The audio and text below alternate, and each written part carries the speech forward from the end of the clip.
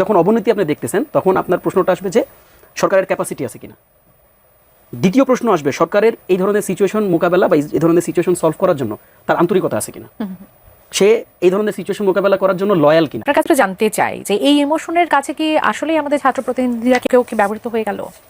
না দেখেন, আমি মানে উইথ অল ডিউ রেসপেক্ট একেবারে বর্তমান পরিস্থিতি দেখে বলুন। না, আমি বর্তমান পরিস্থিতি দেখেই বলবো। মানে আপনারাও তো, আমরাও সবাই তো এখন খুবই ওপেন, আমাদের কাছে ইনফরমেশনগুলো খুবই ওপেন এখন। হ্যাঁ, এমন না যে আমাদের কাছে কিছু আসে কিছু আসে না।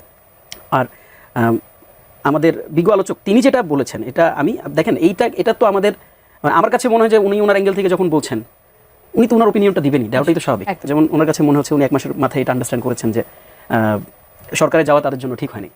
That's very fine. বাট আমি ওভারঅল আমার কাছে যেটা মনে হয় যে দেখেন, আসলে একটা রাষ্ট্রের কাছে আমরা আসলে মানে এত কুইকলি কতটুকু কীভাবে পেতে পারি। আপনি দেখেন যে ধরনের মানে ক্রিটিক্যাল মোমেন্টের মধ্যে দিয়ে আমরা গিয়েছি, আপনি একটা বছরকে একটু রিল করেন না, দেখেন না এই একটা বছরে আসলে সরকারের যেই ক্যাপাসিটি ছিল, সরকারের ক্যাপাসিটির এগেনস্টে আসলে সরকার কতটুকু করতে পারছে, it is a big question. আমরা তো আসলে আইন শৃঙ্খলার অবনতি আমরা দেখছি, আমরা we are the living witness, আমরা দেখছি। এখন আপনি আসলে ওই আইন শৃঙ্খলার যখন অবনতি আপনি দেখতেছেন তখন আপনার প্রশ্নটা আসবে যে সরকারের ক্যাপাসিটি আছে কিনা।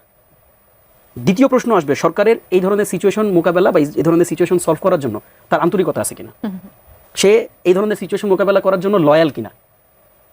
আপনি এই ধরনের প্রশ্নের সাথে আপনাকে ডিল করতে হবে। কারণ দেখেন, গণঅভ্যুত্থান পরবর্তী একটা রাষ্ট্রে আপনি পৃথিবীর সকল রাষ্ট্রের ইতিহাস আপনাদের ঘেটে দেখেন, গণঅভ্যুত্থান পরবর্তী ইতিহাসে মানে যে কোনো রাষ্ট্রেই আপনার মারাত্মক রকম মানে আপনার সোশ্যাল ক্রাইসিস আমরা দেখি, মানে ডিফারেন্ট লেভেলের আমরা দেখি, মানে আপনার ডিপ্রেশন দেখি। হ্যাঁ, দিস আর ভেরি কমন। কাজে দেখেন এইগুলোকে ডিল করাটা মানে খুবই টেকনিক্যাল। কাজে আমার কাছে যেটা মনে হচ্ছে যে হ্যাঁ, কিছু জায়গায় তো ডেফিনেটলি আমরা অনেক বেশি মাত্রায় হচ্ছে সরকারকে ফেল করতে দেখছি। বাট আমার কাছে কখনো এটা পার্সোনালি মনে হয় নাই যে সরকারের আন্তরিকতার কোথাও অভাব ছিল। যেমন দেখেন, আমি একটা ছোট্ট এক্সাম্পল দিই। মানে আমরা তো প্রচণ্ড রকম হতাশ হই।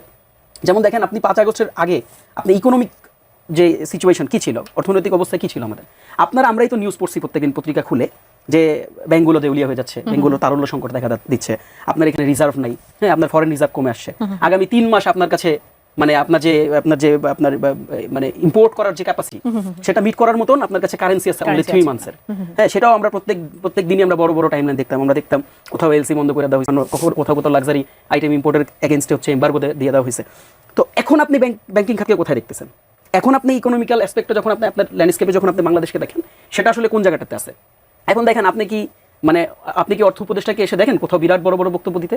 অর্থ উপদেষ্টা কখন আইসা বলে যে আমি এটা করে ফেলছি, ওইটা করে ফেলছি, হ্যান করে ফেলছি, সে বলে না। আমরাও তো বলি না।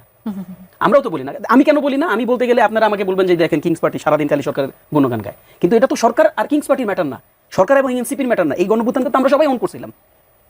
এবং আপনি যদি মানে সালাউদ্দিন স্যারকে নিয়ে এই প্রশ্ন করেন, সালাউদ্দিন স্যার তো কোনো পলিটিক্যাল দলকে রিপ্রেজেন্ট করে না, সে তো করে না। কাজেই দেখেন, এই ব্যাপারগুলোকে নিয়ে ভাববার বিষয় আছে যে আমরা কতটুকু অর্জন করলাম। আপনি দেখেন আজকে বিশ্ববিদ্যালয়গুলোতে আপনি যান, বিশ্ববিদ্যালয়ে আমি খুব ড্রামাটিক্যালি আপনাকে মানে খুবই ডিফারেন্ট একটা ওয়েতে আপনি যদি দেখেন বাংলাদেশে, মানে আপনি মনে করেন কিনা, আপনি দেখেন একটু চিন্তা করে যে বাংলাদেশে কখনো 2টা বাংলাদেশের সবচেয়ে মেজর ইউনিভার্সিটিতে সেখানে ছাত্র সংসদ ইলেকশন হবে, সেখানে একটা মারামারি হবে না, একজনের মাথা ফাটাই ফেলবে না, 1-2টা লাশ পড়ে যাবে না, সেখানে ককটেল বিস্ফোরণ হবে না, সেখানে হলের ব্যালট বক্স ছিনতাই করে নিয়ে যাবে না।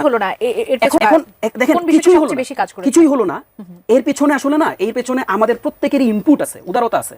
তা আমরা বিচ্ছিন্ন অনেকগুলো ঘটনাকে যদি আপনি ধরে কানেক্ট করেন, আপনি ওইখান থেকেও একটা ন্যারেটিভ ডেভেলপ করতে পারবেন। হ্যাঁ, ধরেন সিরাজগঞ্জে খুলনায় খুন, এরকম 5টা খুন, প্রত্যেকটা মানে ইনসিডেন্ট কিন্তু ম্যাটার করে। আমি এগুলোকে জাস্ট মানে অন্য কোনোভাবে দেখতে চাই না, বাট এই 5টা খুন নিয়েও তো আপনি ন্যারেটিভ ডেভেলপ করতে পারেন। এর এগেনস্টে বাংলাদেশের রাজনীতির কালচারে যেটা বিরাট পরিবর্তন ঘটে গেল, সেটা কেন আমরা বলবো না? সেটা তো আমাদেরকে বলতে হবে। আপনি ডাকসুর পরিবর্তনের কথা বলেছেন, আমি একটু ডাকসুর পরিবর্তনের কথা একটু স্নিগ্ধা ম্যামের কাছ থেকে একটু শুনে আসি, কারণ অনেক কিছুই ঘটে গেছে সেখান থেকে। আমি একটা ব্যাপার জাস্ট ছোট করে বলে রাখি, আমি ম্যাডামের সাথে খুব হাইলি এগ্রিড যে বাংলাদেশের যে ইমোশনের পলিটিক্স, ইটস মানে ভেরি ক্রিটিক্যাল, এবং ওই জায়গাটাতে আমাদের সকলের কাজ করার সুযোগ আছে, এটার সাথে আমার কোনো দ্বিমত নেই। বাট ইয়েস, আমরা একটা বড় পরিবর্তনের মধ্যে দিয়ে গেছি। ডাকসু ইলেকশনের বিষয়টা একটু জানতে চাই, পরিবর্তন সেখানে কি দেখতে পেলেন আপনি, আর কেন আসলে সরে যেতে হলো শেষ মুহূর্তে, সেটি নিয়ে একটু জিজ্ঞেস করি, এবং সেই সাথে পরের প্রশ্নটা পরে আসছি। প্রথম কথা হচ্ছে যে আপনি আমাকে প্রশ্ন করেছেন, সব প্রশ্নের উত্তর আমি দিব না, কারণ এখানে আমি যেহেতু একজন শিক্ষক এবং জানি যে কিছু লিগ্যাল ক্লেম থাকে, জি। সব প্রশ্ন তো আমি দিতে পারবো না।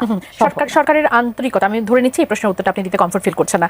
সরকারের আন্তরিকতার কথা তিনি বলেছেন, ক্যাপাসিটির কথা বলেছেন, সেখান থেকে যদি জিজ্ঞেস করি, আন্তরিকতার অভাব ছিল না। তাহসিন রিয়াজ বলেছেন মাইকে ঘোষণা দিয়ে কুমিল্লার 4 মাজারে আবারও হামলা হয়েছে, ভাঙচুর, অগ্নিসংযোগ হয়েছে।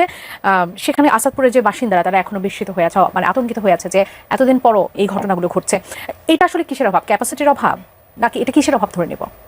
না দেখেন, তাসিন রিয়াজ বলেছেন, সরি রিয়াদ ফুল নাম, হ্যাঁ, তো রিয়াদ। রিয়াজ, রিয়াদ, আপনি হ্যাঁ, প্রথমেই রিয়াদ। ঠিক বলেছেন। জি, আচ্ছা তো ও যে কথাগুলো বলেছে সেটা ওর জায়গা থেকে, আমাদের তো পার্সপেক্টিভ ডিফারেন্ট, আর্গুমেন্টেড। এখন একটা কথা বলি যে ও যেভাবে বলছে দেখছে, আপনি যেমন ওই যে ডাকসুর কথা বলছিল না, যে কোনো একটা ককটেল বিস্ফোরণ হয়নি ইত্যাদি ইত্যাদি, আমার কাছে মনে হয়